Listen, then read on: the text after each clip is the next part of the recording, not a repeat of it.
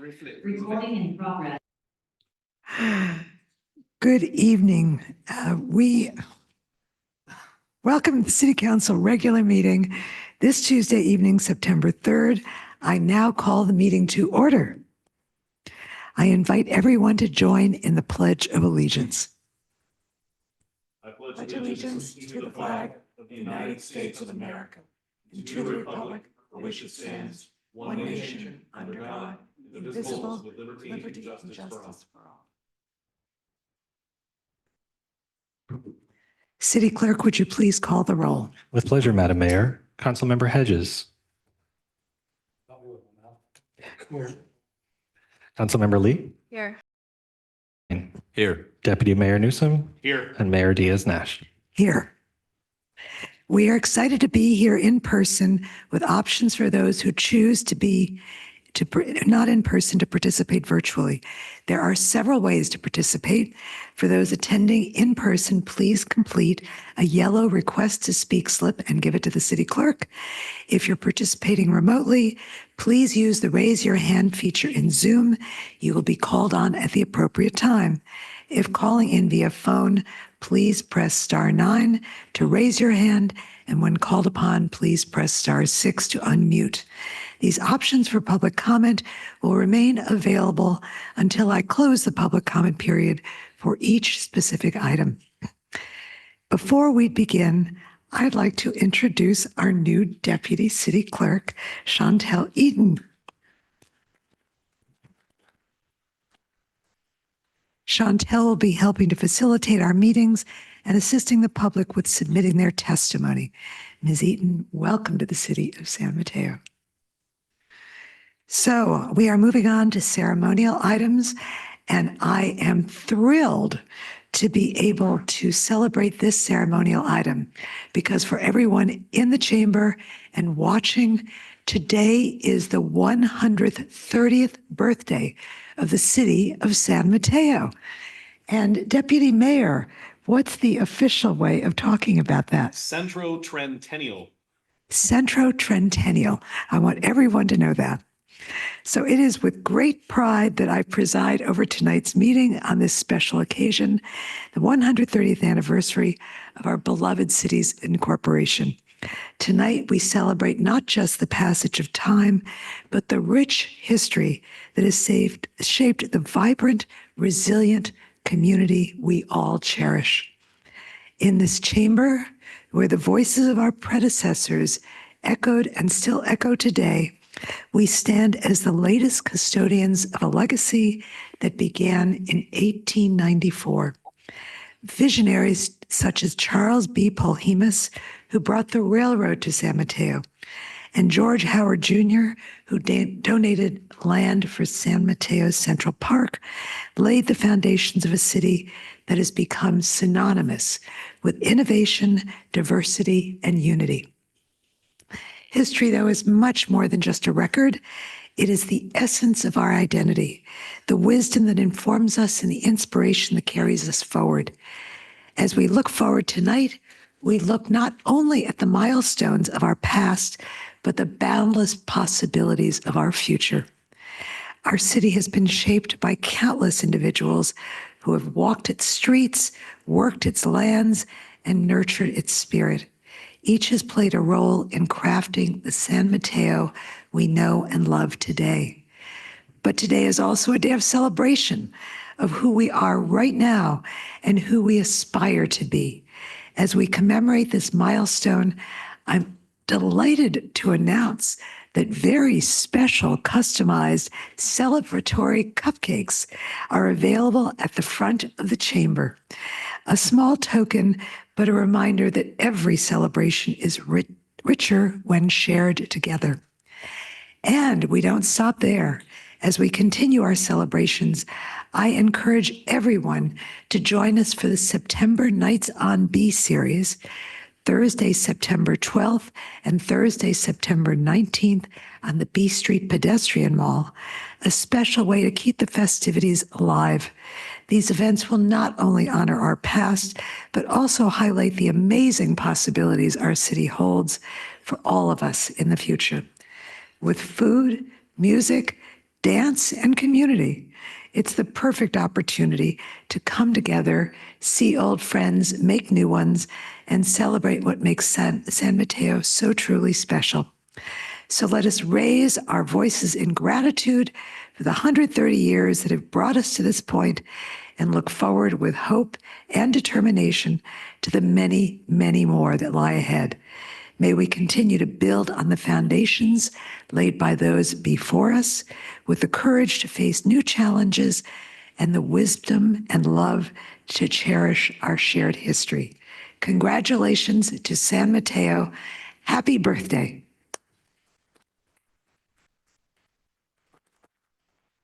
So if I can ask our council and staff to come together with the picture with our lovely cupcakes, then we will share some with everyone who is here.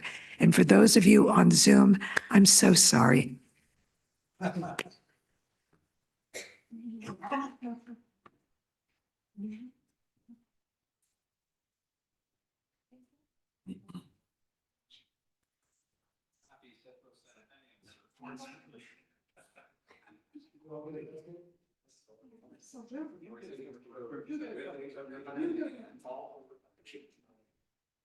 City staff, you want to come down, Ed, Matt, yes, let's take a picture. Joanne. Oh, thank you. Our fire department friend, will also join us. Yeah. He said for Centennial. There we go, you got it down. Trend. Oh. Central Trend is honored. You're still close? I'll stand. It's gonna disappear.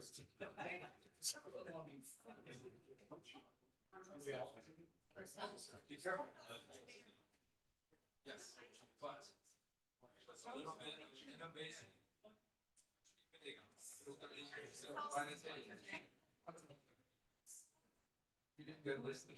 Martin, you coming in?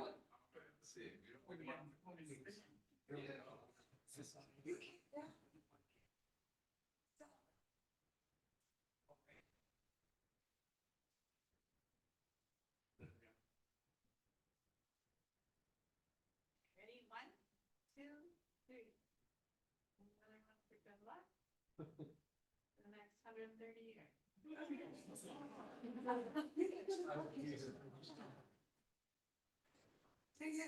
All right, cupcake time. Central Trend. The central. Central Trend. Central Trend. Look at me, look at that picture for 130 years.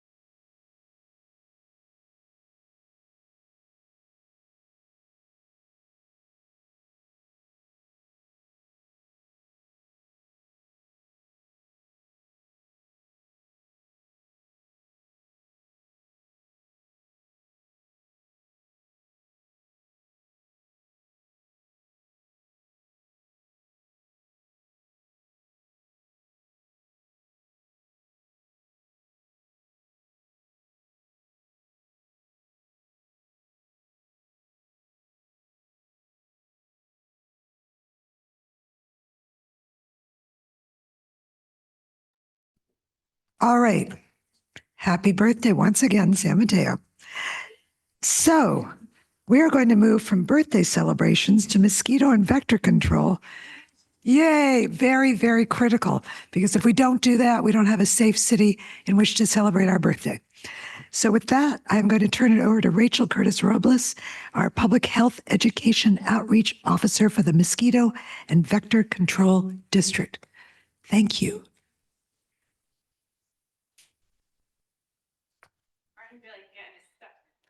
Yeah.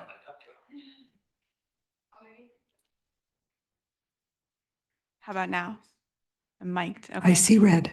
I must say I've been to a number of city council meetings, but I've never had a cupcake at one before. So you're already my favorite, even though I'm also a resident of San Mateo. So you're already my There you favorite. go. Don't tell anybody else. I'm Rachel. I work for San Mateo County Mosquito and Vector Control District, and I'm here to give a little bit of an update. I know a lot of mosquito stuff has been in the news, especially the past few weeks. West Nile virus, Eastern equine encephalitis, all sorts of things. So hopefully this is a timely update for y'all. We do a lot of things. We cover all of San Mateo County. We're not quite as old as the city of San Mateo, but we have been around for 108 years.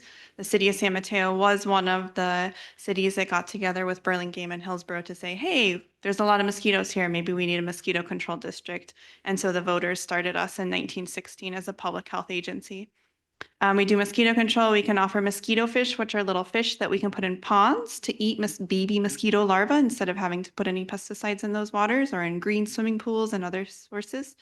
We do insect and tick identification. I always tell folks, a lot of people are familiar with the ag department that will come around and put the yellow traps in some of our citrus trees. They deal with bugs that bother plants. We deal with bugs that bother people. So if you're getting bitten by something at your house, we're the people you should be calling. We can help with rodent inspections.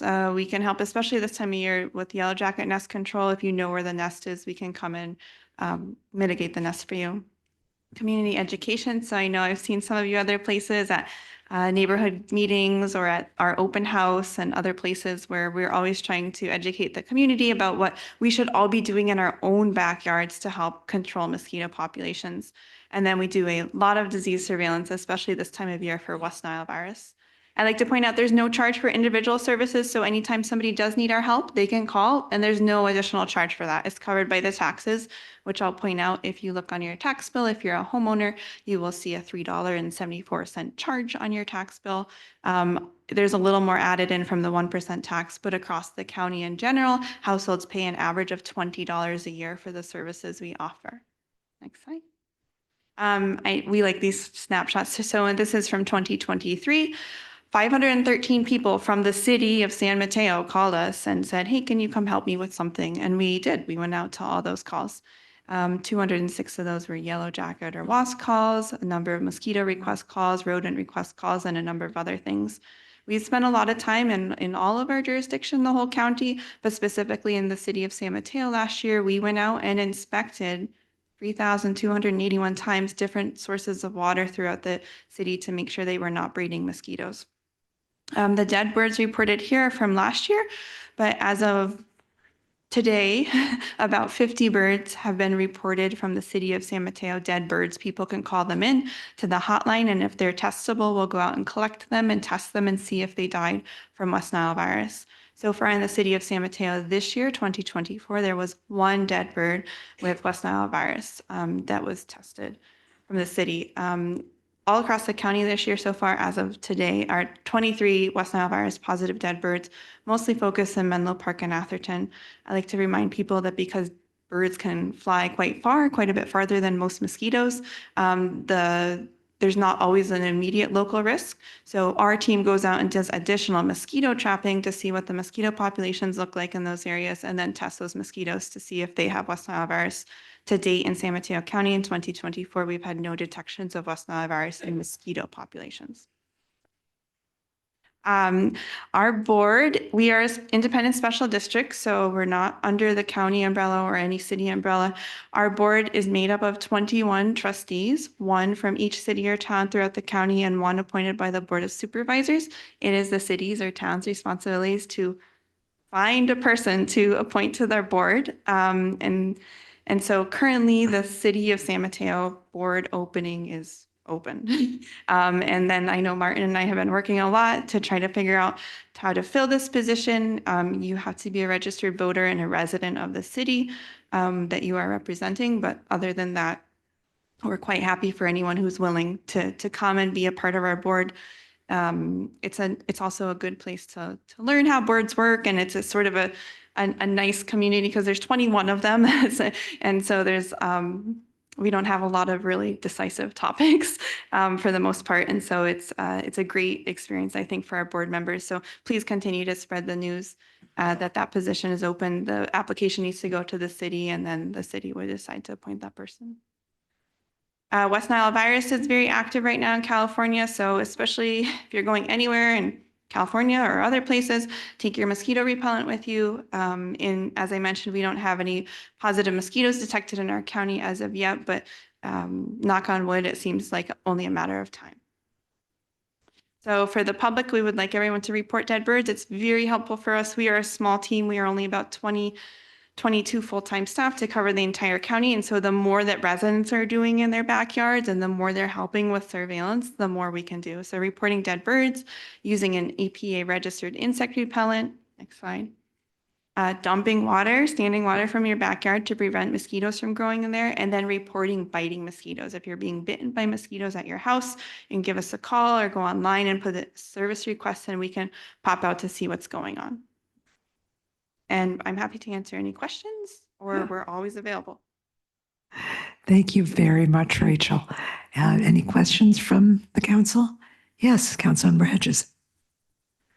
With questions and comments. I know the agency well. I've had you guys to my homeowners association twice. I think it's one of the best run agencies in the county and do a great deal of service. On the West Nile virus, originally when I was calling you with birds, it was the birds still had to have liquid in their eyes, but I've heard that's changed. So for our testing, we usually would say dead within the past 24 hours, and it does have to have some liquid in the eyes. I was although told we're- originally 2 hours when I first started doing it. Okay, so now the technology is advanced a little more. We can do 24 hours. Some districts will do longer, but because it's such a delicate virus, it's really better the fresher. So it's very helpful. A lot of people will call that they walk the same route every day, and then they say, I didn't see that bird yesterday, but now it's dead. And that's very helpful for us to know when they call into the hotline person at the state level will sort of route them through, oh, is this a good sample for us to go pick up? Yeah, I was on the grand jury when we did a report. Oh. You guys got high marks from the grand jury. Thank you. So I'm here tonight in front of everybody. I'll throw my hat in the ring for that vacancy. Okay. So I'll give you my card before you Okay. leave. And if the city so thinks that I'm someone that could be on your board, then I'll be there. Okay, thank you. I think we can have an interview process right now. Yeah. That's great. Thank you very much, Councilmember Hedges. Any other comments? I just would like to say thank you so much. I know lots of people in the community have questions about everything you do, and to just be able to have one place where people can go and get answers is great. And the little rats that go on top of fences, we'll tell them all go away when you're around. Yeah. Yeah, thank you. But thank you very much. And thank you, Martin, for working to help fill the vacancy. All right. Okay, thank you so much. Thank you. And now we have another very important topic, National Preparedness Month. And Jim Yoka is going to come up and give us a presentation. He's the Emergency Services Manager for San Mateo Consolidated Fire Department, Office of Emergency Services. We are very interested in what you have to say. Sounds good. Good evening, Council, and thank you for the opportunity to come speak to you briefly. Every year, September is National Preparedness Month, so we make a habit of approaching and talking to you each year and letting you know what's going on. So I have a brief presentation for you. All right. So National Preparedness Origins, go ahead and just click right into everything. So National Preparedness Month got started in the United States after the September 11th terrorist attacks. And the whole idea behind it is to encourage Americans to get prepared for disasters and acts of terrorism that can happen anywhere in the country. It's sponsored by FEMA, Homeland Security, and it provides opportunities for people to think about disaster planning in the home, disaster supplies kits in the home, the kinds of supplies that you should be carrying with you every day in your car. And it's just a good reminder for people that preparedness is something that requires some action. It doesn't just happen by itself. And so people have to think about what their situation is and what they need to do in order to get prepared. So in the home, the things that we talk about, and we talk about these things in the community as we go out into the city and give presentations on a regular basis, but we talk about what are your hazards. We talk about being able to get emergency information, which becomes a problem, especially if communications are down, and how are you going to get alerts and be aware of what's going on. Knowing how to communicate with each other. Again, if communications go down, how can you go about doing that? What are your evacuation routes, which becomes a particularly big deal when you're in areas where there's a flood risk, which San Mateo has, and areas where there's a wildfire risk, which San Mateo has. And you have roads where there's one way in and one way out. And if the road is not available, then what are you going to do? These are the sorts of things that we can talk to the community about. Planning evacuation by different methods. There are times where an evacuation is required and you can get in your car and get out of the affected area. There are also times when you can't. And this is a really important thing for people who live in isolated areas to be thinking about. Being prepared in case they can drive, but also being prepared in case they can't. And also being aware that the method that you use to evacuate is what determines the kinds of supplies that you can have in your emergency supplies kit. If I'm in a position where I can drive out of an affected area, I can load up the car and go. If, however, during an evacuation, I'm told, don't drive, if you try and drive out of here and everybody else does at the same time, it's going to become a giant parking lot and no one's going anywhere, which means we may have to walk out. Well, that determines the level of supplies that I can carry on my back as opposed to the amount of supplies I can pack into my car. So these are the sorts of things that we talk to people about out in the community when we're trying to build awareness and do education. Also, we have to, when it comes to planning in the home, think about people with disabilities. If I'm dealing with people who are on walkers, wheelchairs, canes, problems with vision, problems with hearing, that's going to determine everything, or it's going to affect everything that we do when it comes to evacuations and just preparedness in general. And then lastly, a big thing that we have to be aware of and that we address on a regular basis is if people are being evacuated and they've got dogs, they've got cats, and they're not going to evacuate if they're not able to take their pets with them. But that means that if they're going to a shelter that's being set up to take care of evacuees, the shelters have to be prepared to handle those dogs and cats. So there's all sorts of considerations that go into disaster planning in the home. Supplies kit. This is just a few of the items that people need to think about. This is not an exhaustive list at all. These are just kind of some of the big ones, but we talk to people about food and water. Food is a nice thing to have, a good thing to have. We need food, but the water is what's really important. I can survive for a few days without any food. Water, that's something that's necessary for survival. Having a battery crank-rated operated radio, something that can be used not only just to get regular news off of the AM or FM dial, but also we have radios that we hand out to people during our presentations that are NOAA weather service radios that will provide emergency alerts and also critical weather information. Medicine prescriptions can be a real bear trying to replace these if you're evacuated and you don't have them. And not only that, but if you're somebody who takes a lot of prescriptions, being at a shelter, trying to replace things without any documentation showing what you need becomes a really difficult thing. So this is a preparedness piece as well. Spare set of shoes, blanket, poncho. These are all just simple kinds of things that people need to think about. And one of the nice things about a disaster supplies kit is that for most people, the sorts of things that they should have in a supplies kit are things that they already have in their home, scattered hither or yon. And so instead of going out and acquiring a lot of new things, for the most part, it's just taking the things that you already have in your home and putting them in a central location so that you can take them with you the day you need to. So summary, this is an opportunity for all of us to look at our level of preparedness. There's many occasions where I've been in a position where I've been speaking to people in the public and I say, do you have a supplies kit? And they say, sure. And I say, okay, when's the last time you looked at it? And they think about it and they say, well, it was probably 1980 something. And I say to them, well, it might be time to update your supplies.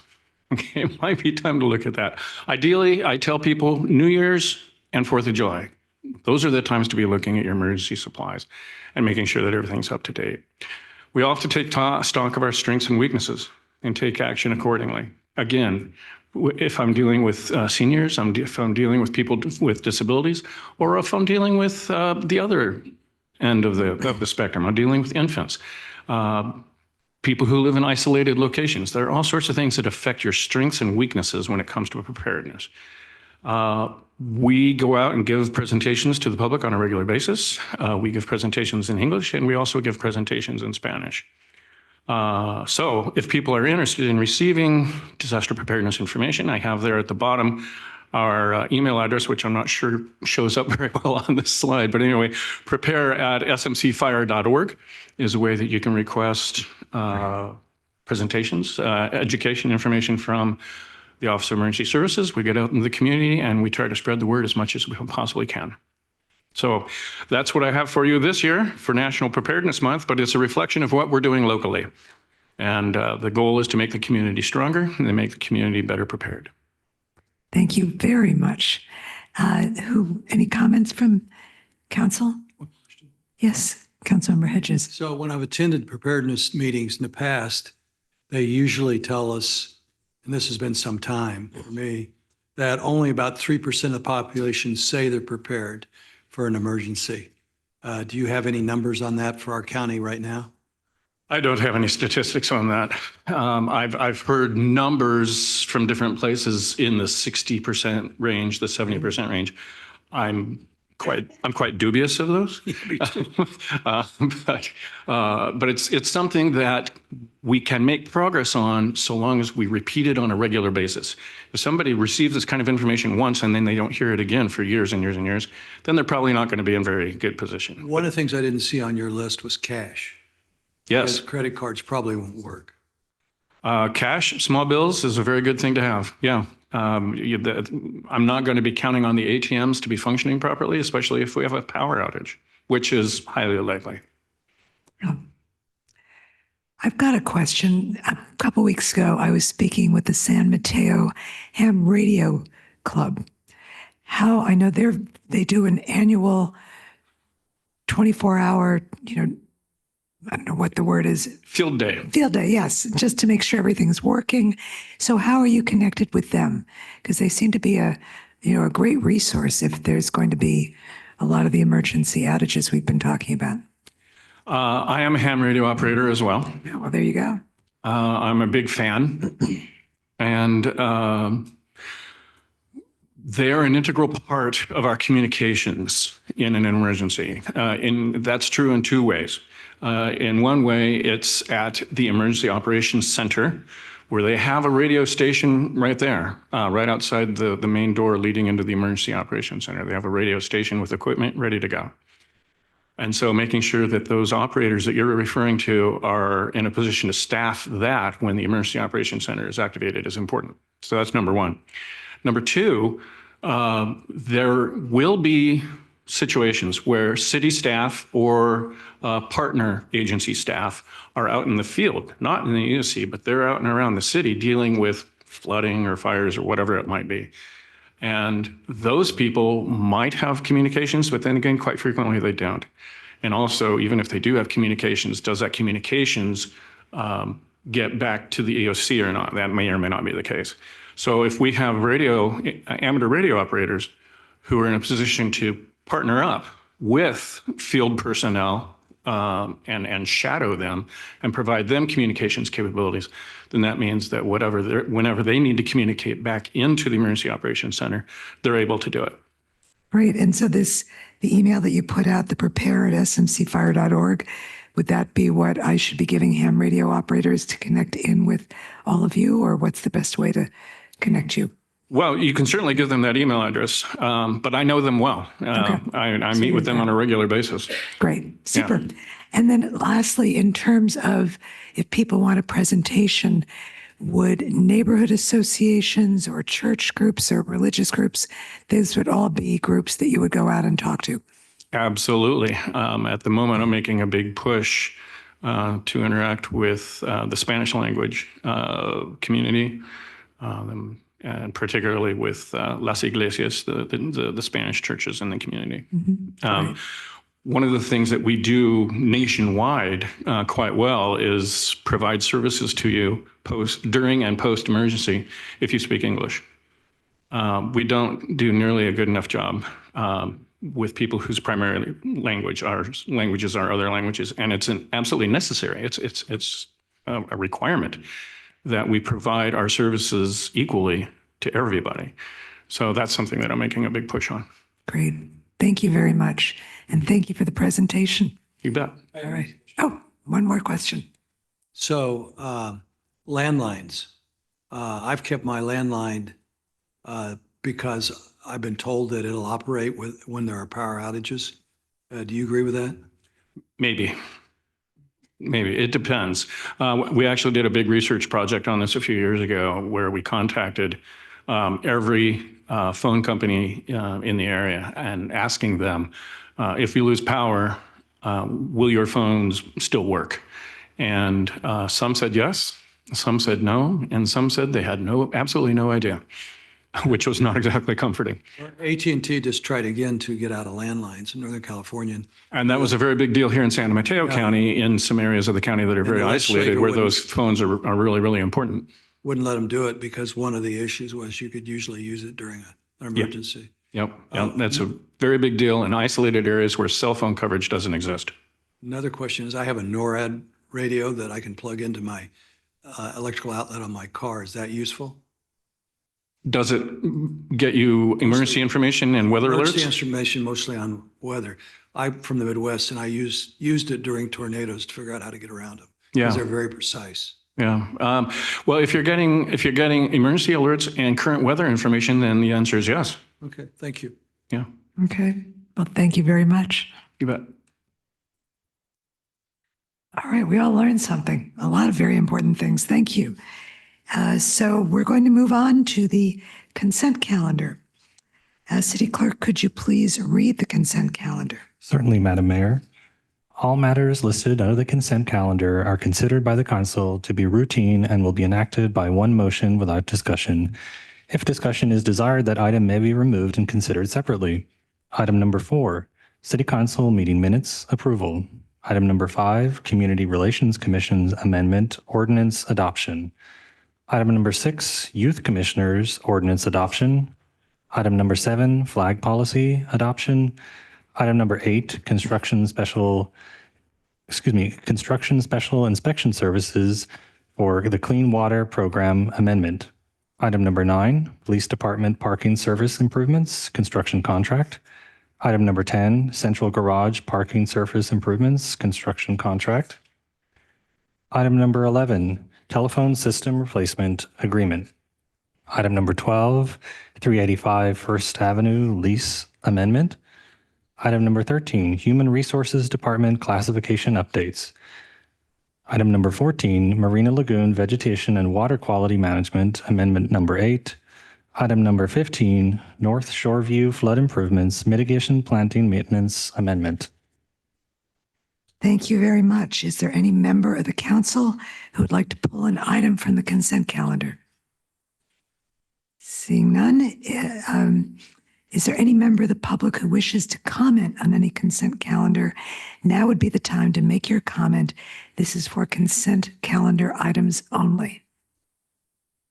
Madam Mayor, I have not received any requests to speak in chamber. We'll give folks attending remotely an opportunity to raise your hand. And no request to speak on the consent calendar. Okay, thank you very much. Then is there a motion from council to approve the consent calendar? Approval of the consent calendar? Second. Thank you very much. City Clerk?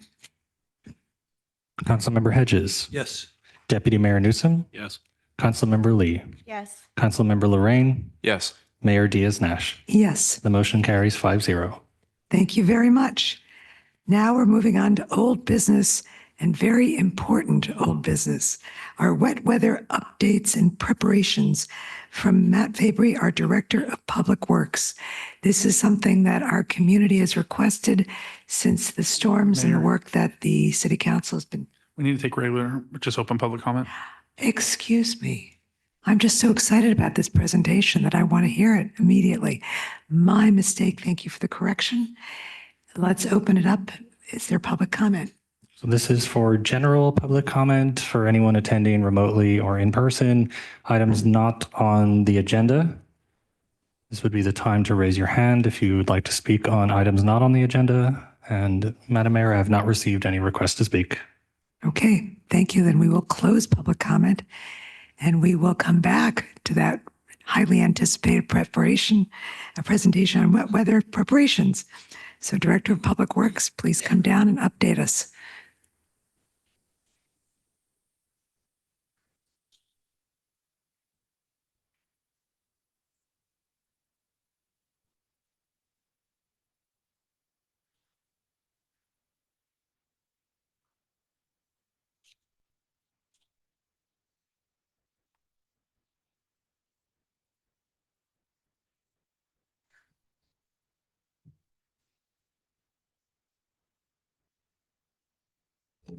Good evening, Madam Mayor, members of council. Matt Fabry, Public Works Director. I'm pleased to be with you again.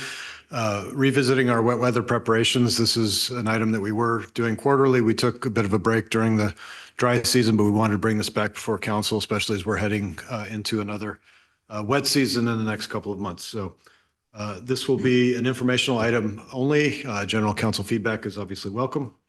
And I'm going to go through sort of the same approach that I've used in the prior presentations to revisit some of the items that we've talked about in the past, just to make sure that everyone's clear on where we stand on those. So this was a list that we had presented roughly a year ago. I think it was in August of last year, of items that were immediate term actions that we as a department could do without needing any additional resources. And so I'm pleased to say that, all of these items have been done. The one I wanted to highlight there is item B. I'll talk about that in a second, but all of these, have been done. There's a few of these that like items G and H and I that are basically just operationalized within our efforts in terms of inspecting and cleaning trash capture devices and trash racks and storm pump station wet wells, as well as our, preparing traffic control closures and staging materials for roads with known flooding concerns. We've operationalized that into our normal wet weather process at this point. So we do that as normal course of action. So most of these are sort of part of our daily business.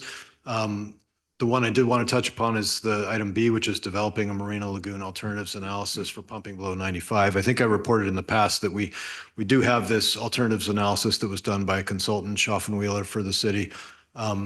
We have met with them to talk through the different alternatives, but I just wanted to highlight this because I know this is an issue that's important for the community. We have, I believe, somewhere around 200 docks out there on the lagoon, and there's been an expectation over decades that there's a period of time that we lower the lagoon down even lower than our winter levels to provide them a better opportunity to maintain their docks.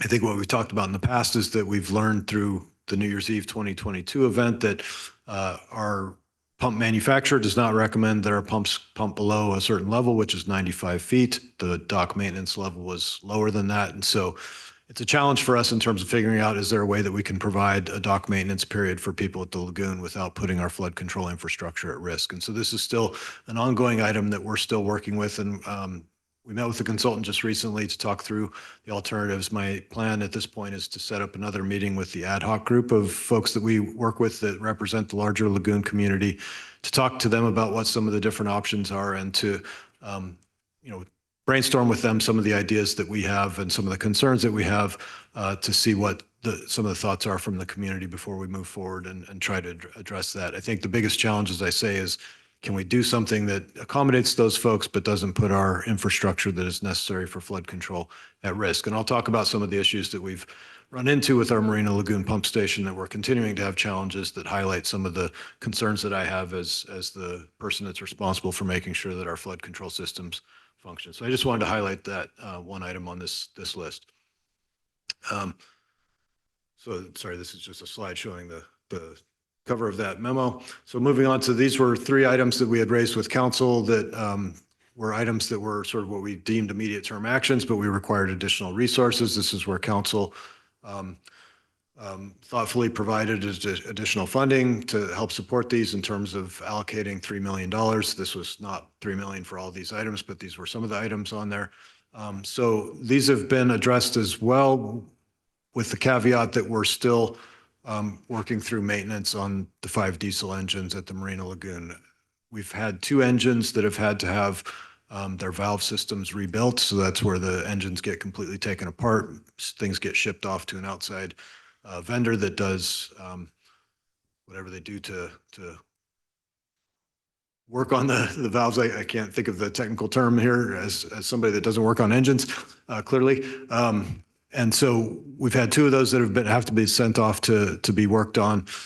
We've recently had another engine that had some work done on it by the pump or the engine manufacturer, but did not require full rebuild, that then has since then had a oil leak show up. And so we're trying to address that right now. So as you recall, our system at the Marina Lagoon Pump Station is a combination of these 5 diesel engines that run the 5 pumps. And so it's a combined system where we have to have both the pumps not have any problems as well as the engines not have any problems. And so we are continuing to have some challenges with the engines, but we expect to have all the engines back in full shape by November 1st, when we expect to be entering into the rainy season. So I just wanted to highlight that. All of the other work that we've talked about in the past at the Marina Lagoon Pump Station has been done, and I've provided pictures and things on that in the past.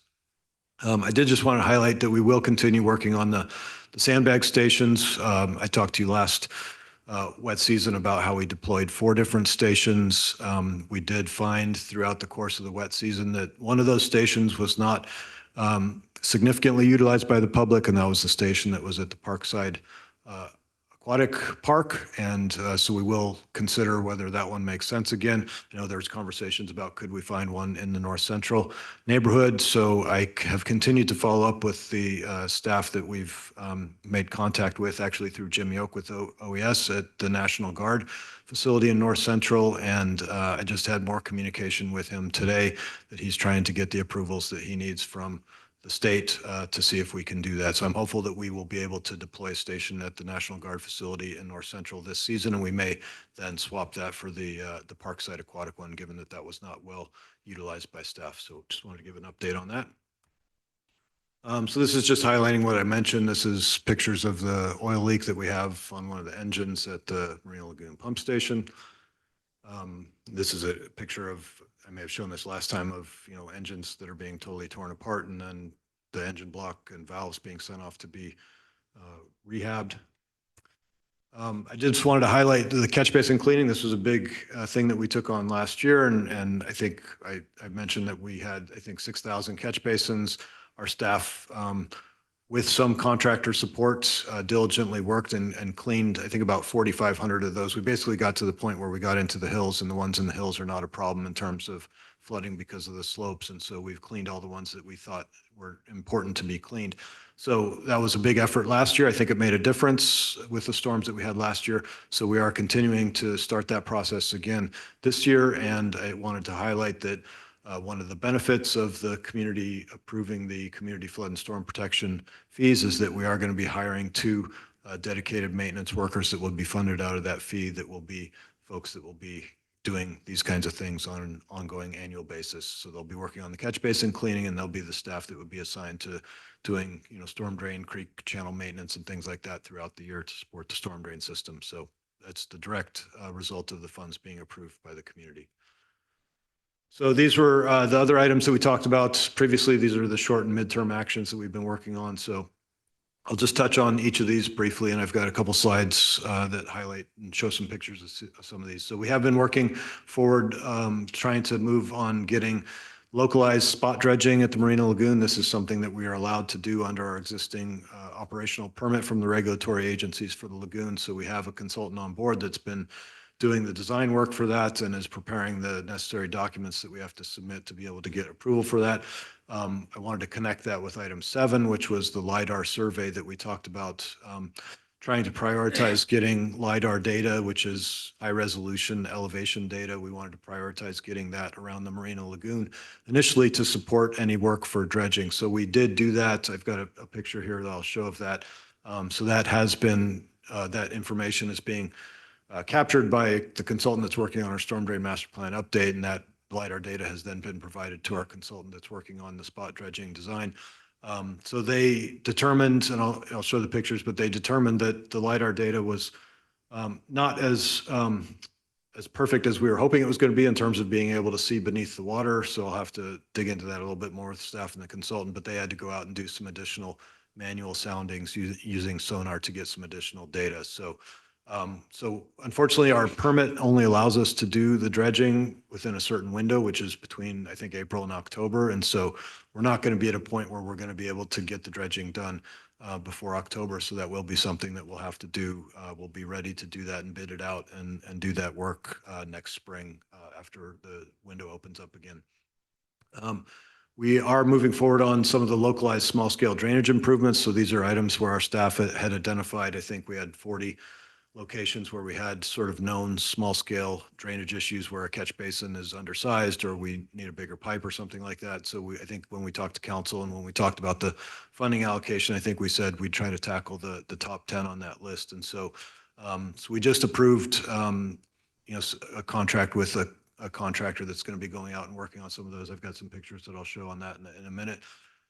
We also are moving forward. I signed some of the procurement documents this week for getting cameras so that we have been working. It's been a little bit slower than I would have liked working with our maintenance staff in terms of trying to figure out where we would actually want to install cameras. And then we also have to figure out, based on where we want them, where do we have places that have power and would work in terms of installing cameras. And so we have identified locations and we are starting to purchase the cameras and getting those installed. One of those locations that I'll show a picture would be out at the Marina Lagoon pump station on the discharge side, which is one of the comments we received from the community that they felt like it would be helpful if at least if we are relying on our SCADA system to tell us if the pumps and things are working, it would be nice if we actually just had a visual ability to see stuff coming out the downstream end of the pump station. So I think it makes sense, and we'll be installing cameras there.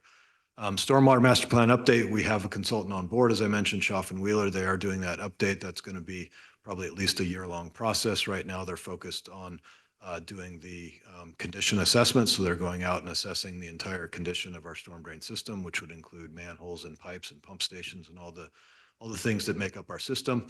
The LiDAR data is being collected as part of that. So we started with prioritizing getting LiDAR for the lagoon, but then we will be moving forward with getting LiDAR data for the entire city that then will feed into their updated hydrologic and hydraulic models of our system to figure out where we've got capacity deficiencies and whatnot. So ultimately, the end result of the storm drain master plan update, the big piece in my mind is that we will end up with a prioritized list of where we need to make improvements. And so that will help us in terms of prioritizing where our limited resources can go. Thankfully, we have the new stormwater fee that's going to definitely help us move these projects forward, but it would also give us recommendations in terms of how we can leverage our resources to, what's the best bang for our buck in terms of going after outside grant funding programs for what types of projects, and what are the recommendations of how we can move those different pieces forward. And then just on the Marina Lagoon dredging, overall, this is the larger scale dredging. We did try to get some funding through earmark requests through our legislative representatives at the federal level. We were not successful in getting actual money allocated for that, but we were successful in getting San Mateo listed in the Water Resources Development Act and it was a general listing. I'll show you the language in just a minute here that gives us the ability to work with the Army Corps of Engineers on sort of the stepwise approach that you work through with the Corps of Engineers to develop any kind of project and then ultimately hopefully get larger scale funding. So I think it's a very important first step. It doesn't mean that there's money allocated to do the work, but getting San Mateo flood control in the WRDA is an important step that allows us then for next year to work on requesting funding allocation for that. So it's an important step. It's, doesn't come with dollars, but it's, I think, the first step that needs to happen. So I'll just show a few things. This is just showing sort of our consultant piece on the Marina Lagoon spot dredging. This is just an example of some of the LiDAR data. So you can see some of the stuff on the left, I believe, is the high resolution LiDAR stuff, and some of the stuff on the right, I think, is based on some of the soundings. So, the consultants are evaluating all that, and we'll be coming forward. I guess the end result on the spot dredging, just to close the loop on that, is that I think what staff has told me is that, we have 3 creek inlets that come into the lagoon. We have Laurel Creek, the Burrell Creek, or the 19th Avenue Channel, and then the 16th Avenue Channel, or Leslie Creek. Those are the 3 main drainages that come into the lagoon. And so they've indicated that based on the analysis that 2 of the 3 make sense for spot dredging. And so I asked, well, which is the one that doesn't make sense? And it sounds like Laurel Creek, which is the southernmost one, and that's where we have most sediment accumulation. So my initial reaction was that, well, that doesn't make sense. It seems like we've got the biggest problem at Laurel Creek. So I'm going to dive into that a little bit more, but I think that the general sense I got from my quick conversation with staff this morning was that because there's a lot of sediment accumulation there, when we're limited in terms of how much we can take out, it's kind of like digging a hole in the middle of the beach that it's going to basically just fill back in. So we definitely will look at that more. I know that, my reaction, I'm sure, is going to be the same as many of the lagoon residents' reaction, that this is our biggest problem is at the southern end. So I'm not saying that that's a definitive answer, but just wanted to convey sort of what I heard from staff and the questions that I'm asking them, since those are probably the questions that you would have as well. So these are just some pictures of the small scale drainage improvements, some of the challenges that we're going to be addressing out there in the field to try to get those things fixed. And like I said, we just did approve a contract with the contractor to get started on those. This is just showing sort of location in terms of putting cameras out at the Marina Lagoon pump station that would allow us to see locations out there. This is just the storm drain master plan update that I talked about. And then this is just the language that you can see on the right that talks about, the Water Resources Development Act. So you can see at the bottom there, if you can read that the City of San Mateo project for flood risk management, including stormwater runoff reduction, City of San Mateo. So that's sort of the level of detail that gets included in the WRDA Act. But the important thing is that, in my mind, is that it's a general enough statement that allows us to pursue sort of all stormwater runoff management and flood issues under that. And so we can work with theoretically the Corps of Engineers on a broad scale program that would include, in my mind, things beyond just dredging the lagoon, but it could be things like dealing with undersized culverts going underneath Highway 101 and things like that that are going to be some of our likely high dollar issues. So that, like I said, this doesn't come with dollars, but it's an important first step of trying to move on getting future federal resources for those issues. So I wanted to just close with revisiting sort of the budget numbers with regard to the $3 million that council appropriated. And I don't want you to really try to read all the numbers. You're welcome to look at those. But I think the main thing I wanted to point out is that we, as I've presented previously, we broke the $3 million into 2 different basic pots. We had $900,000 that went to more operational work. And then we had $2.1 million that was on the capital side that was going to some of these projects. And so on the operational side of the 900,000, we've spent, the number shown there is 675,000. That was in fiscal year 23-24. I think we've may have spent a little bit beyond that, but so I think that the answer is that we've spent probably around 700,000 of the 900,000, and I think we've done all of the operational stuff that we said that we were going to do with that money. The piece that's still ongoing, as I mentioned, is the pump station engine upgrades at the Marina Lagoon. But the good thing, I guess, is that we got the things done that we said we were going to get done with less than the 900,000. So the 200,000 that we didn't use goes back to the general fund. So it's money that then goes back to be available for something else. On the capital side, we've encumbered about $1 million of the 2.1 million. And if you see the top row there, at row number 4 at the bottom is the localized lagoon maintenance dredging under the existing permit. So that's the spot dredging. And that's the bulk of where that remaining money is that we've encumbered 200,000. That's part of the design piece of that. And then the rest of that is allocated for the construction piece. And so we haven't encumbered that yet because we haven't gotten to the point of putting that out to bid. So I think on the capital side, you can see that there's some, most of the money has been encumbered in the different categories, and it's really the spot dredging is the big piece that's left. And so we will be spending that. Presumably, we'll have to see what the costs come in terms of how much it costs.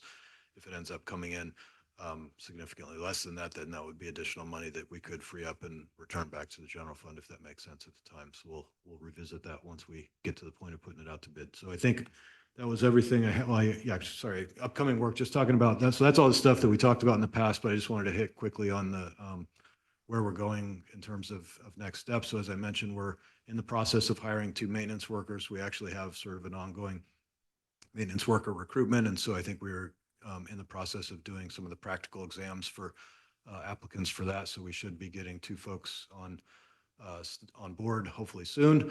We're starting the catch basin cleaning again that we did last year. We're getting started earlier than we did last year. So hopefully we can get it done sooner in terms of before it starts raining. As I mentioned, we will redeploy the sand stations. We'll look at the North Central option. If we can't get the National Guard station, we will also see if there's other ones that we can explore. But when we've looked at it in the past, it's not impossible, but it's not without challenges in terms of having locations that can be open 24/7 and have vehicle access. And so we'll look at that. We'll keep working on maintaining the lagoon and engines and equipment, making sure that we're ready to go when the wet season starts. We have continued to have conversations. I just had a call at the end of last week with San Francisco Public Utilities Commission, as well as folks from One Shoreline and the town of Hillsborough to talk. We have ongoing discussions about how we can collaboratively work on San Mateo Creek issues. And so we let them know all the things that we were doing in terms of our LIDAR work and our storm drain master plan. One Shoreline talked about some of the work that they've been doing. And so one of the things that we did talk about is, that there continues to be interest in having additional gauging on San Mateo Creek, and ideally probably in the location just upstream of where the creek goes under El Camino Real. I mean, that's sort of our known capacity issue on San Mateo Creek, is that culvert under El Camino. So if we could get a gauging site that tells us, both sort of the stage and the flow at that location, it would be helpful. So I think we probably have capacity within our funds to pursue that. There's different ways you can do that. You can set up your own gauging site, but then you're responsible for ongoing operations and maintenance, or you can partner with the U.S. Geological Survey, and that's similar to what SFPUC has already on San Mateo Creek, just downstream of the dam, and then they would maintain that site, and they put the data up on a public website, and everybody can have access to it. So I'm kind of leaning towards that option, and SFPUC indicated that they are definitely interested in partnering, whether that means financial or technical support. We'll have to see, but I think that we'll try to see if we can make something like that happen. I think we may also look at, potentially a camera option as well, in terms of being able to see right there at sort of the Arroyo Court area where we had flooding on New Year's Eve. We continue to work with OES on emergency preparations and training. We have monthly multi-departmental meetings with Jim and his folks on continuing to update city documents like the emergency operations plan and other plans that we have related to emergency preparations. And I think Jim is working on getting some training and exercising events scheduled. And then we will continue to pursue options with our federal and state partners to see if we can continue to advance trying to get a full-scale lagoon dredging going in terms of getting funding for that. So with that, I think I'm done and happy to take any comments or questions. Thank you. Very, very, very important. And I hope everybody who's watching on Zoom pays particular attention, because this is ongoing work we want to see. And thank you to you and your team. You've done a great job, particularly in working with the community on putting this all together and seeing it through. So who would like to open it up for questions? Madam Mayor, would you like to take public comment I'm first? just not there tonight, am I? Thank you very much. It's a team. Public comment, please. Absolutely. So for item number 16, wet weather preparations update.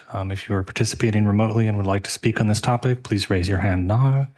We'll give you a few moments to do so. Going once.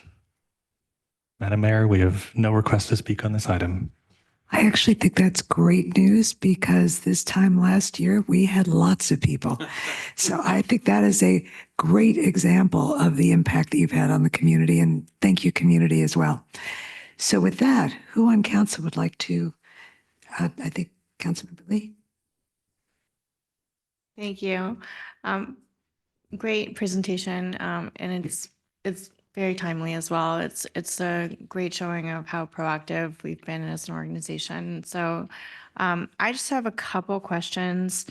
I wanted to ask, one of the things that came up in the last flooding was that there's a large segments of the creek that are actually outside of the city's jurisdiction. And I was wondering, there's so much that we're doing already. Is there, can you speak to some of the efforts that have been undertaken or you see in the near future in terms of how we're managing that sort of X factor moving forward? Sure, and I neglected to include, and I meant to include on my presentation, so I apologize, but we are bringing a consultant on board so that we can start the process with the regulatory agencies to pursue a citywide maintenance permit that would allow us to do ongoing maintenance in the creeks and channels that we have responsibility for. But your question deals with, the private side of things, where there's a good portion of the creeks and channels in the city that are not the city's not owned by the city and not the city's maintenance responsibility. So it is a big challenge. And so I've had, numerous conversations with different folks that live on private creek segments to talk about this. They're obviously sometimes not thrilled about the fact that they have responsibilities. It's especially challenging if if you have a section of creek and it, say, is bounded on, the downstream end by a culvert where it goes underneath the roadway, which theoretically is the city's responsibility. Everything that comes down, if it plugs up at that culvert, suddenly becomes the homeowner that lives closest to that culvert's responsibility. And so it's sort of got some inherent unfairness that people have to deal with in terms of where they live on the creek and what the upstream and downstream conditions are. So part of, I think, what we want to do with pursuing a citywide maintenance permit is seeing to what extent can we get management practices approved by the regulatory agencies that could also be implemented by the public and have some coverage for the public under the city permit. I don't know if we'll be able to do that, but I think that's one of the things that we've talked about with the consultant and want to explore with the regulatory agencies. Something that we could do to have it still be their responsibility, but help potentially get past the need for them to pursue their own permitting to do any work, because that's a huge barrier. Is if they have to contact multiple resource agencies to get a permit, they don't understand how to do that. It's not their day job. It's a huge issue. So I think if we can, have some sort of process, and potentially that would require that the city provide some sort of oversight to say that the work that somebody's doing is consistent with the management measures that the regulatory agencies have put in place. We'd have to look at that. But otherwise, I think there's options for us to provide better educational materials on our website. I think our neighbors to the north in Burlingame have good examples of stuff that they've put on their website. So I think that we're recognizing that we're lacking in that. So I think we could definitely provide more information about, if you're going to do work, here's what you need to do in terms of permits. Here's things you need to think about. Here's where the responsibilities are. And then thirdly, I'd say that we still have work to do on fully understanding the realities of what are all the private and public segments, because we've got maps that, have been worked on over the years that designate what we think is public versus private responsibility.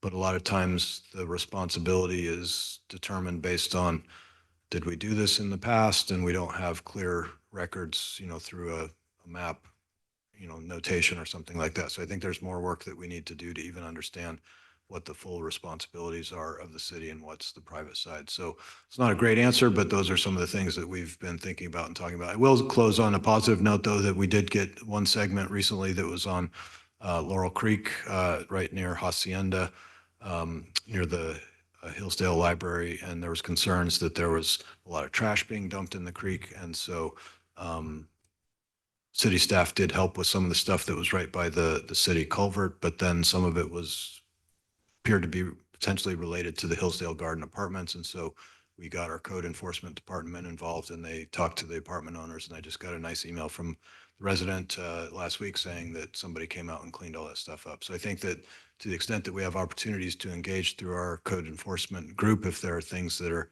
not being done properly or people are dumping in the creek, that we can try to get those addressed in that fashion as well.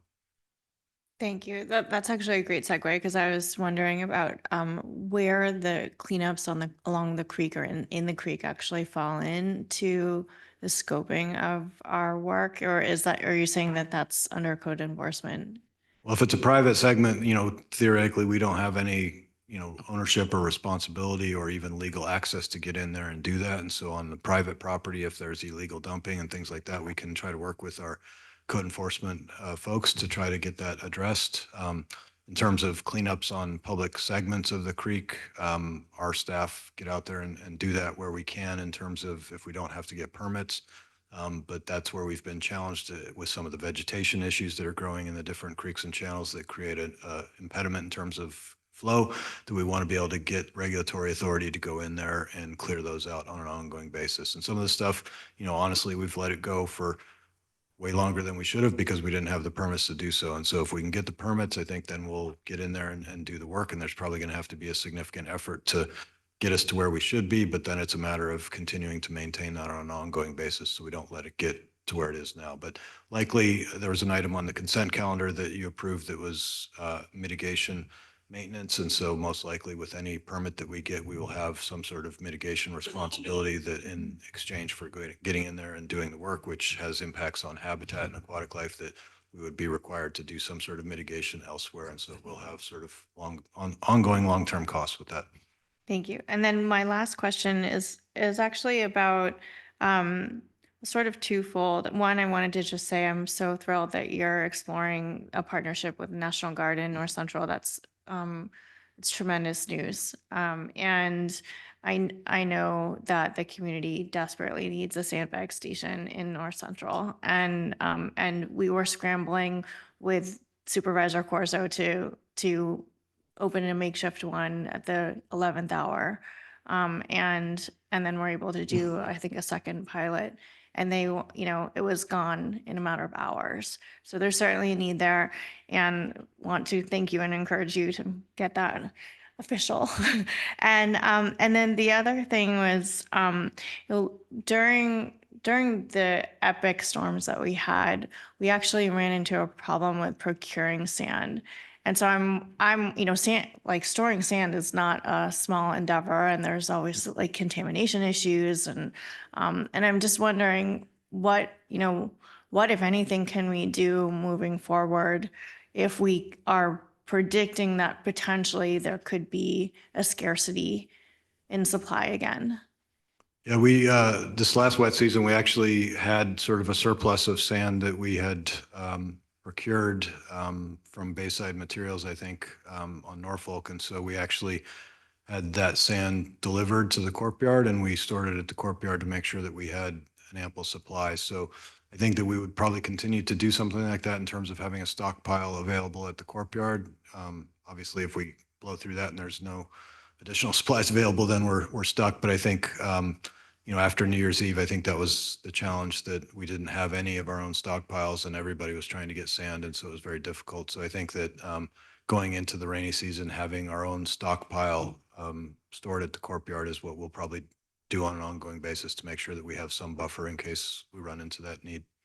That's reassuring. I know that at one point we were sending our crew to Sacramento to get sand. So we went to get sandbags, not the actual sand, but the bags. Yeah, sandbags. But yeah, we did that multiple times. I stand corrected, but yeah, still we were all the way to Sacramento. Okay, and then I guess my last question is, thinking I live in North Central. I frequent downtown, and I've talked to business owners that unfortunately had to shutter their doors because of flooding.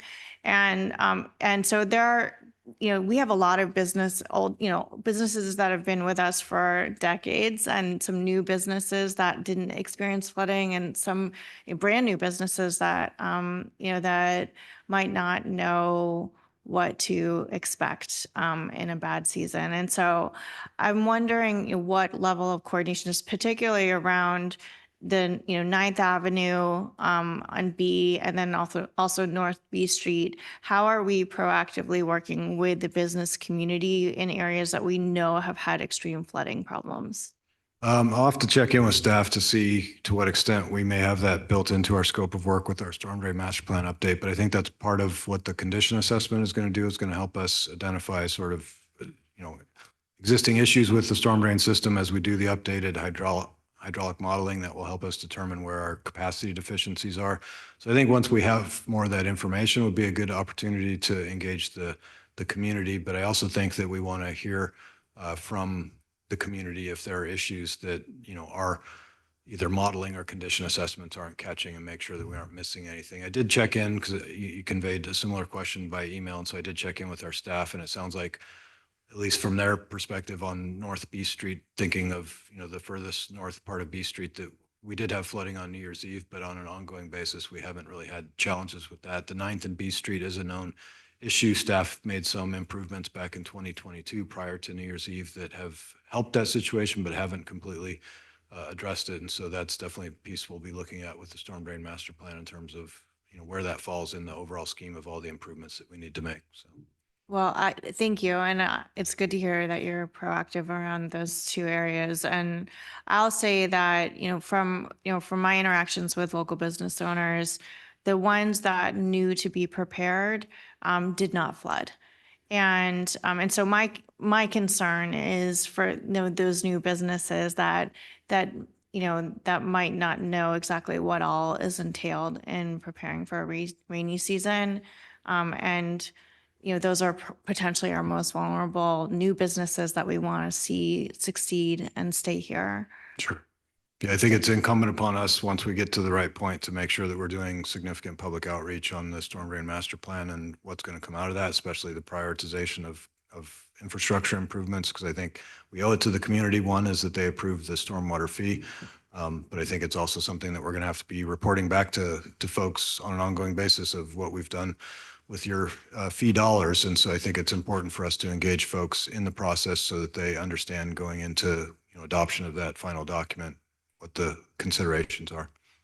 Thank you. Excellent work. Thank you. Would like to speak next? Councilmember Hedges. Matt, I just want to thank you for all this hard work. This is light years ahead of where we were 18 months ago. I really appreciate it. Thanks for your emphasis on the pump station. That's where we live and die on the east side as far as flooding goes.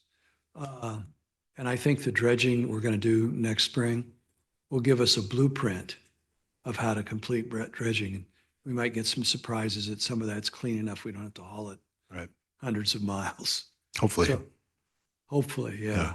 And one thing I would say, Councilmember, actually, Vice Mayor Newsom and I visited a family up on Laurel Way, I think it was. I can't remember the family's name. They're right next to that culvert. They had really serious flooding. And they'd been asking even before the flooding for something to be done with that culvert. So hopefully, even though I'm very concerned about the east side, that we don't forget that many of our people flooded upstream too. And there was some concern that that house, which is an older house and may not have been tied to the mudsill, could have moved a little bit on the foundation from the flooding. It was pretty intense.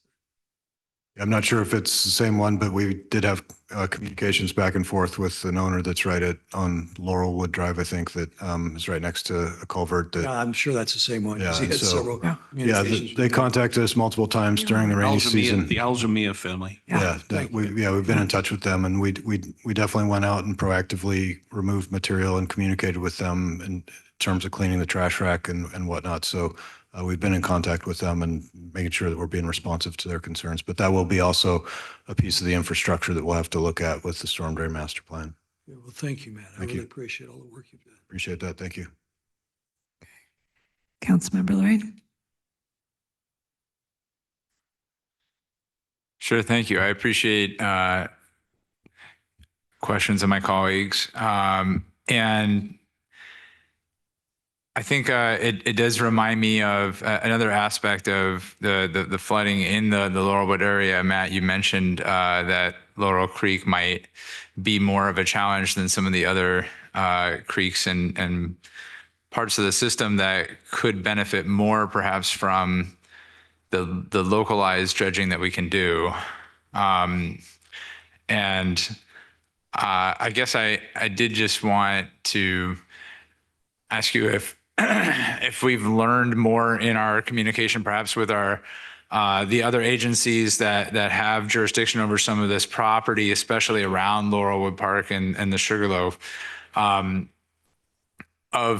any understanding of that area. I think like particularly right at the edge of the park itself, as I remember some residents had, saw some sediment like literally coming down and impacting the area around their properties. Is there, have we been able to make progress on any preparation that can be improved in that area, knowing that we don't necessarily control all of it? I can't say that from the public works side that there's been any significant movement on that. I was out there on New Year's Eve, and I think part of the challenge on New Year's Eve is that the water chose its own path. And I think that's part of the reason that we have Laurelwood Dam, is to capture flows off the hillsides and retain them there and meter the flow out. But the flows weren't going behind the dam. They were discharging downstream of there. So there was a significant amount of sediment that was flowing down the street. So I think that's part of the challenge is managing that mountain to make sure that the flows are going where they need to. I know from my own personal experience of hiking out there that there's some steep, straight up roadways that are heavily eroded. And so I think that's a bigger picture solution that needs to be done in terms of managing runoff from the mountain, which is probably also something that we'll have to take into consideration with the storm drain master plan. I think as part of the storm drain master plan, we need to look at all the sources of sediment that are flowing into the lagoon, so that if we, either with the master plan or with the dredging program, is that we make sure that we aren't just continuing to add unnecessary sediment to the lagoon, that we end up having to spend a lot of money to muck it out and dry it and haul it off and dispose of it. So I think that that's incumbent upon us to look at that in terms of, are there upstream issues that need to be addressed? I don't have an answer for you right now, though. Mm-hmm. Well, thank you. And thank you for conducting this LiDAR and then apparently supplementing it with some sonar-based looks at, if you will, at our situation. Were there any findings, at least at this time, that you felt were surprising or different from what you were expecting going into it, that might make some impact on the overall plan that we have laid out at this time? Well, I was disappointed to hear that what I had been told, that the LiDAR is advanced to the point where it can see underneath water, and that was a big part of what we were hoping to do, is get new, bathymetry at the lagoon with the LiDAR data. So hearing that it may not have been as good as was touted was disappointing, but I don't have all the details on that, so I'll have to dig into that some more. But otherwise, I don't think that there's anything. I think that we've known that there's sedimentation issues. We've known that there's most sedimentation at the southern end of the lagoon. So I guess, like I said, it was a little surprising to me that we wouldn't be trying to hit that as part of our spot dredging, but I can conceptually understand it, that if there's sediment upstream in the creek that we aren't allowed to touch, and sediment downstream in the lagoon that we aren't allowed to touch, and we're able to dig a hole in between those, that I can see that the sediment from upstream and downstream may just end up filling the hole that you dig out, and it may not have a lot of benefit. But I think we need to explore that a little bit more, just to make sure that make sure I understand that piece of it and the public can understand. So that was a little surprising to me, but otherwise I don't know that there's been anything that would change it. We do plan to do LiDAR for the rest of the city. I think fortunately the rest of the city is more traditional elevations that we'd be measuring, in terms of not trying to measure underneath the water. So hopefully that will still give us good information about our creeks and channels in terms of the elevations in there, and sedimentation accumulation in those channels. Thank you. Well, I certainly appreciate the work to date. I appreciated, in particular, Councilmember Lee's question about this thorny issue about creek management, where it becomes a private responsibility and a public responsibility. In addition to some of what we were just discussing, some work is still to be done to see what we can do, but I appreciate what you've done so far, and I support us moving forward as much as we can in an effort to make creek maintenance as clear and simple as possible for any private residents who may have responsibility with their property. And I appreciate seeing some of the actions that you listed earlier in your presentation, which were an urgent need in August 2023 turn into ongoing work we can now depend on, thanks in part to San Mateo voters approving a stormwater fee. Despite the current economic situation in the city and the state and beyond not being optimal, of course, we, in our last budget saw that we may have deficits we need to contend with, and yet the people of San Mateo agreed to invest in more staff and resources necessary to maintain and protect our current assets and property and be prepared as much as we can for the next storm. Fitting for National Preparedness Month. Thank you. Well done. Thank you. Okay. Deputy Mayor. Thank you. So Matt, just want to look around the room and realize that a year ago, there were over 74 people in this room for public comment. So we've come so far that people, we've driven out fear by getting all this stuff done. So hats off to your entire department and all the people who've done that. So Appreciate that. can you give a clap? The blue shirts did tell me that they are watching, and they wanted me to make sure that even though they're not in the room, they wanted me to make sure that we thanked you publicly. And so I got your red face going, so I know I did my job. So a couple of questions. The village is part of San Mateo Village is still in the FEMA flood zone.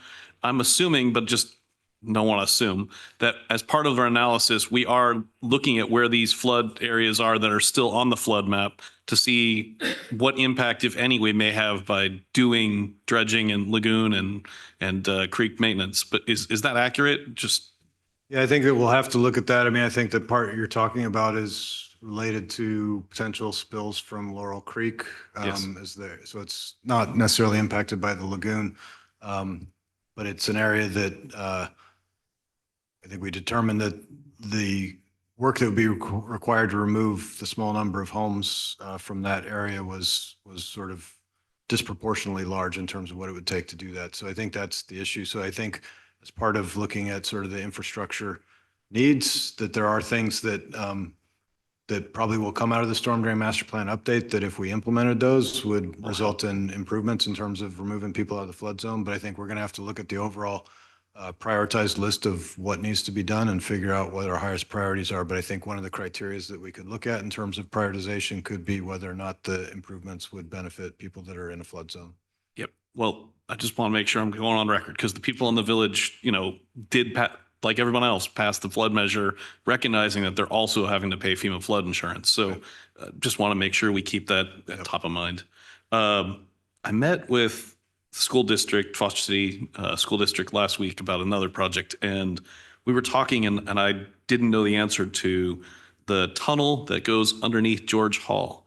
Is that the responsibility of the school district or the city, or is it shared liability? Well, I checked in with staff on that today based on your question, and my understanding is that our staff maintain upstream of that. We have a trash rack right at the entrance to the tunnel to prevent debris from getting into the tunnel. So our staff maintain that in terms of removing debris and keeping that trash rack clear. We also maintain downstream of that. We do have some vegetation that's growing on the downstream end. It's not enough that our staff are concerned about it at this point from a flood control standpoint. And they said once it starts raining and flowing that it just knocks the vegetation down and flows. But in terms of actual maintenance inside the tunnel, it sounds like our staff has not been doing anything. Whether or not that's our responsibility or the school district's, I don't have a great answer. It shows up on our map as being owned by the school district, but I think it lists It's one of the ones that's confusing when you look at the map because it says maintenance responsibility. It's either public or private, and it says public, but you could read that as public being the city, or it could be public as a school district. Yeah, sure. And so I think that's one of the ones that we would probably have to dig deeper in terms of researching the parcel maps and whatnot to see if there was anything we could find that designated where the authority was. But it doesn't sound like that we've had problems actually inside the tunnel in terms of maintaining inside of it, because we're trying to capture stuff before it gets into the tunnel, and city staff are responsible in doing that. Yeah, the way it came up was she was talking about that they were redoing the field, and the cement part of their field was extremely thin asphalt and rock, and they were surprised by that. They said for a playground, it should have been 3 to 6 inches, and it was 1.5 inches.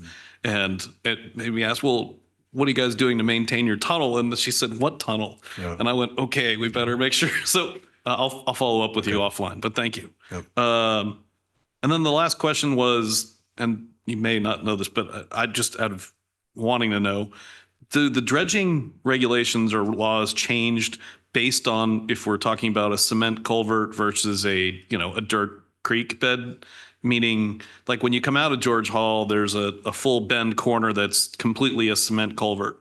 Like, are the same rules and laws enforced for something that is, a cement lined culvert versus a dirt lined creek bed? Or does that make sense? I probably shouldn't say too much because I'm not super knowledgeable about this, so I don't want to speak about something of which I don't know. But I think that in general, it's probably easier when it's a concrete lined channel, and typically in a concrete lined channel, you don't end up with vegetation growing because it can't. But a lot of times we have concrete sides and then a natural bottom, and that's where you get the vegetation growing. And so typically it becomes a problem when you have, vegetation growing and things that, in the resource agency's eyes become habitat. And so that's where it becomes challenging to get in there and do stuff. And so, but the regulations do, it's easier if you're doing the work from, the top of bank, if you've got an access roadway that you can park your excavator and reach in and pull stuff out, as opposed to having equipment directly in the channel. So there's different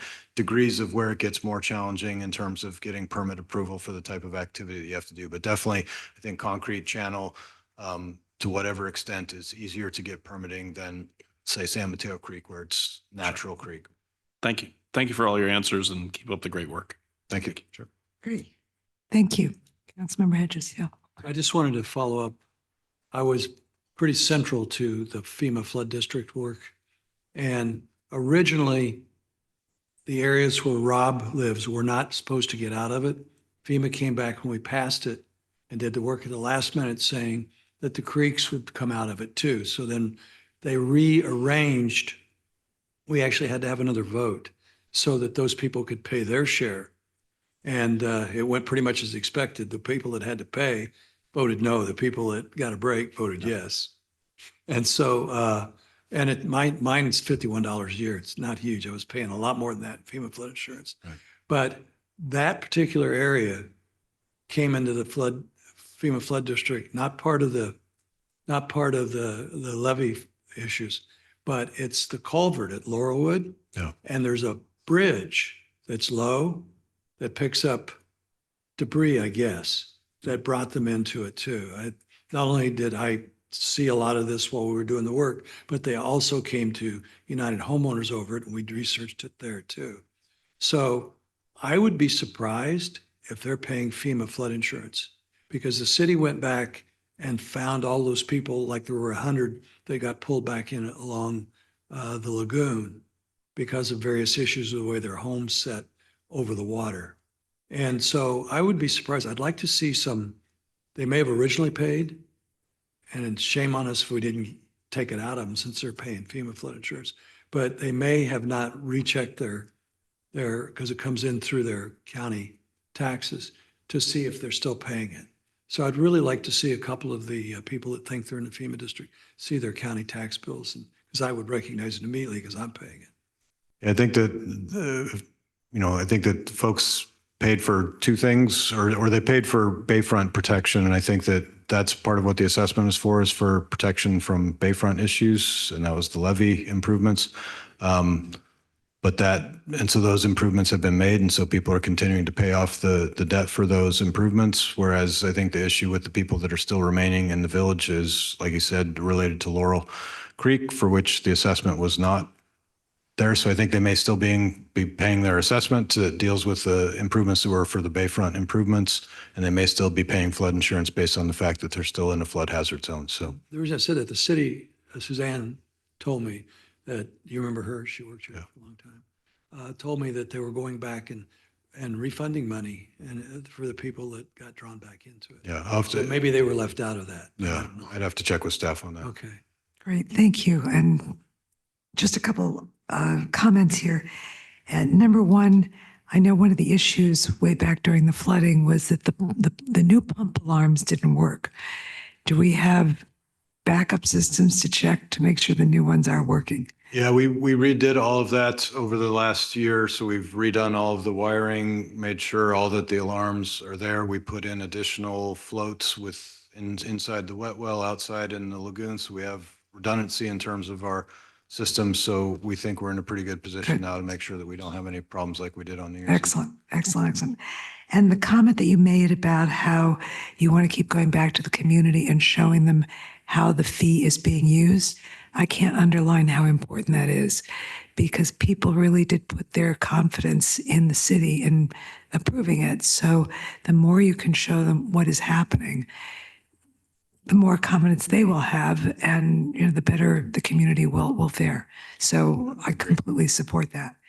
And then in terms of the early flood warning system for San Mateo Creek, I'm sure it's a lot more than just putting the gauges. So what is happening with that? Because that was clearly one of the scary moments when we thought it was going to spill over. Yeah.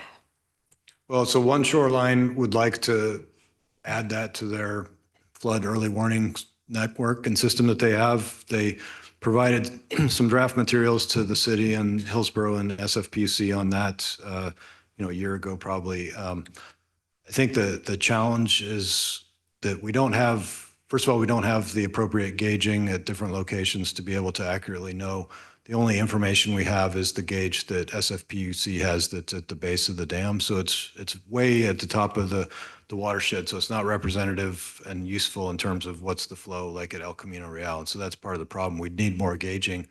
And then, some of the thresholds that One Shoreline had put together, and this was all just draft materials for us to review, is that, they for their system, they have thresholds that if, the creek gets above, X amount, it's, a warning. And if it gets above something else, then you send out an alert or something like that is how it works. And so I think the challenge is that we have to have the right thresholds. And I don't think that there's, there haven't been any discussions about what those thresholds should be. SFPUC was immediately concerned about the thresholds that I think One Shoreline had put out as just a draft, that they were way too low, that, in a summer situation where there's no risk of any flooding, they could be releasing above that threshold just as a release from the dam if they're, having to release to lower the levels down for a system improvement project or something like that, that they could exceed that. And so I think that we need to come together as a group to figure out what are the appropriate thresholds at the appropriate location that we would want to track and monitor that would then connect to a flood warning system. So I think it's definitely something that's still on the table. It's something that One Shoreline would still like to pursue, but I think we need to get better gauging information on the creek at the right locations to do that. And I guess my follow-up question, because there's a lot of work that has to be done, do you feel that there's sufficient focus on this particular aspect and by all the parties? I mean, obviously you are, because we're you in the community, but I'm concerned that we're having discussions when what's going to come out of that? Yeah, I would say that, again, I hate to point everything to the storm drain master plan, but I think as part of that, we need to do updated modeling of San Mateo Creek and the flows and, the capacity restrictions and things like that. So I think that's part of where we need to go first, is to understand that. So I definitely feel like it's more of a concern for City of San Mateo because we're the ones that directly or negatively impact. I mean, SFPUC is very concerned about flows on the creek because they have obligations, to maintain a certain minimum flow based on regulatory agency requirements to maintain fishery habits, but they also have, limitations in terms of, what we saw back in 2023 when they were having to release as much as they could to try to maintain capacity in the reservoir so it didn't spill over. And so, but they've got limits based on, downstream properties that would have been flooded if they had released as much as they would like to release. They also closely monitor the tides because the tides have an impact up to a certain distance on the creek. And so they have to pay attention to all that. So I think SFPUC monitors a lot of that stuff very closely, and they're probably our best source of data and resources at this point. But I don't think that they're as concerned about a flood warning system. I think that they would support working with the city, especially in terms of technical support, to get something in place. And I think that first step of probably trying to get an official gauging station further downstream, close to El Camino would be the first step. But then I think also we need to update our modeling of the creek system so that we can have a better discussion about what the appropriate thresholds would be in terms of a flood warning system, so that we know like what stage does the creek need to be or what flow does it need to be before we would have concerns, because I don't think we have good information on that right now. Okay, well, great. But this is one topic I would appreciate being on every quarterly update. That would be great. So thank you. I think we are done, and we thank you very much for the update. Thank you. And off you go. So now we have reports and announcements. Who would like to start? Okay, Councilmember Lorraine. Thank you, Mayor. I just have one announcement I'd like to make, which is that, as many people may know or have heard, Caltrain is going electric, and this is the month. It's really happening. We are the Caltrain's fleet is going to completely transition to electric trains. The mayor and Councilmember Hedges and I had a special opportunity to take the very first electric train ride from San Francisco to Millbrae and beyond. But now, of course, many folks in San Mateo can find themselves on an electric Caltrain just if they're on their daily commute or if they're taking it somewhere, because some of the trains are currently in rotation. And as I mentioned, Saturday, September 21st will be the first day we totally transition. Sunday, September 22nd, will both of those days will have lots of festivities and activities throughout the train corridor, including from 2 to 6 p.m. in the downtown San Mateo train station. We're going to have Caltrain will be there. There will be lots to check out and enjoy to help celebrate this transition. So I'm looking forward to that. And hope others can consider coming downtown and checking it out. And of course, there's quite a bit more downtown to check. Is there 21st or 22nd? This would be on Sunday, September 22nd. There will be other festivities at other stations throughout the day and on Saturday as well, with the epicenter on Saturday being in Palo Alto. But we get our own celebration, and that is pretty neat. So I'll just note too that I first heard about this event at the Peninsula Clean Energy Board meeting because Caltrain came and wanted to make an announcement about this and remind us that thanks to an agreement with Peninsula Clean Energy, Caltrain, which is the 7th largest rail operation in the country, is now going to be powered completely by clean electricity provided by community choice energy programs, a partnership between Peninsula Clean Energy and Silicon Valley Clean Energy. It's a tremendous achievement, and I'm very proud to be here as it's happening. Thank you. Thank you. Councilmember Hedges, do you have anything you want to share? Well, after 22 days, most of it on the road, I returned home and happy to be back here. Nice weather, great place. Why anybody would want to leave here, I do not understand. And quite frankly, I often think about getting a place to see my great-grandkids more often. And after spending a few days in 110-degree weather, I lost a lot of that urge. But it's still a nice city. I would like to report that I already talked to Alex about this, that Kansas City has converted about 100 office buildings to housing, and some of them as tall as 30 stories. And many of them have California prices on them. And I'm having a hard time understanding why we can't do it here, but I'm investigating that and trying to figure out how we can get around the objections to it, because it can create a tremendous amount of housing. Sure. And it's very, you're not putting material in dump sites when you're reusing those.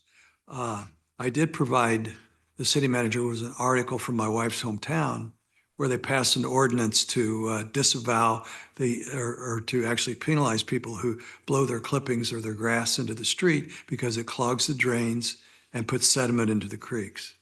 So just reminding, one of my things for the start of the year was to work on that. And much like smoking, I think we'll probably get 60 or 70% at least, which is a big start of people that observing that. They just make their gardeners pick it up. Our gardeners take all of ours. So, and many of the larger developments, the gardeners already do that. I'm excited to get back into the mix. The next few meetings I'll have will be with CCAG and their subcommittees. And I am serious about getting on vector control. I think that is a wonderful organization. Excellent. We're happy that you're serious about it. So we need an important representative. Councilmember Lee, do you have any updates? No. Deputy Mayor? Nothing? Oh, yay. You can talk about Nights on Beat. Absolutely. Okay. Then no. Okay, so just to make sure that the community is aware, September is a very busy event month for San Mateo. Thursday, September 12th and Thursday, September 19th, September Nights on B, 6 to 8 p.m. on B Street. There's going to be all sorts of activity and food and music and dancing and community. So come on out. September 14th in Central Park in the morning, the Self-Help for the Elderly is having a Mid-Autumn Festival. And it's just, they start out with a wellness walk and then lots of activities, dragons and lion dances and all sorts of fun things. So please come out and see that. The 15th of September, Bark in the Park, Central Park, 12 to 3. All of our dog-loving residents and visitors, this is the place you want to be. It's a new thing the city's trying out, so we're very excited about it. And then September 28th, September Arts and Culture Fest, which is jointly put on by the San Mateo Area Chamber of Commerce and the San Mateo County Commission on the Arts, which will be on B Street as well. All sorts of things that are more culturally oriented, and lots of local artists are going to participate. Everything from painters to makers to everyone. So come on down and take a look. That's an all-day Saturday the 28th. So you have no excuse. There's lots happening in San Mateo this month. Come down and enjoy it. So with that, anything else? City Manager. One last item I think the deputy mayor wants to report out in is the chili cook-off judging. Thank you for the call out. San Mateo Consolidated won for the first time in 6 years, the chili cook-off. So props to the San Mateo Consolidated Fire. And yeah, that's it. It was a great event. So thank you for reminding me. But yeah, fun was had by all. The weather was perfect. It wasn't too hot. So great times. Excellent. And San Mateo Consolidated Fire. On that happy note, oh, sorry, yes. One more thing. I apologize, but your superlative efforts in sharing a number of September events reminded me of another City San Mateo event that is happening in September, the return of the bike rodeo. Yes. This Saturday, September 7th at Bayside Academy. And I will be there, and I'm just glad that we were able to find a new date. Earlier, it had to be postponed. So for anyone, I feel like it's a little, I want to say 10. I think it's 10 a.m. Yeah. So I had the, and well, I'll leave it there. I'll see you there. There we go. Thank you very much. I will be there too. So thank you, everyone. Last going once, going twice. A great meeting. Now closed. Happy birthday, San Mateo. Yes.